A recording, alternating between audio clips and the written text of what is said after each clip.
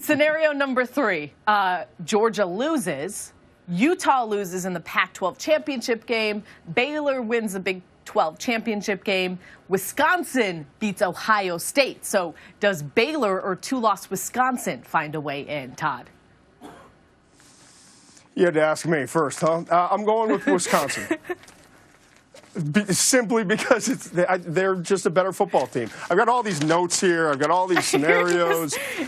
But I think Wisconsin is a better football team, and they would have beaten Ohio State. And that, to me, is the difference. And Oklahoma's a really good team. Baylor would have, bounced back after getting a huge lead against Oklahoma and giving it up. I think, to me, if you beat Ohio State, and you have even 2 losses, I think you deserve to be in the top 4 if you're Wisconsin.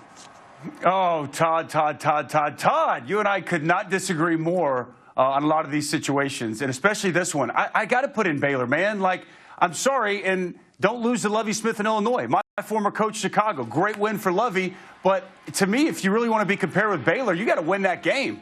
And the fact that Baylor would have one blemish, and as you mentioned, up 25 against Oklahoma in that game in the first half. And since then, the way Baylor has responded, getting Texas down 24-3, going into Lawrence and completely throttling Kansas. I love the way Matt Rule's team has responded after that second half. And if they go 12-1, beat the number 6 team Oklahoma on a neutral field, avenge their only loss, I'd have to put them in my top 4. I'm not saying you're right. But I will say it may be a little bit of Baylor bias. Seriously. I mean, I covered Baylor earlier in the year. You watch all the games, and they just find a way to win. It doesn't seem like they're dominating anybody. Maybe it is Baylor bias. I think Wisconsin's a better team, but I can completely understand if the committee decided, hey, Baylor's in. Okay, I'm going to hit you now with a doomsday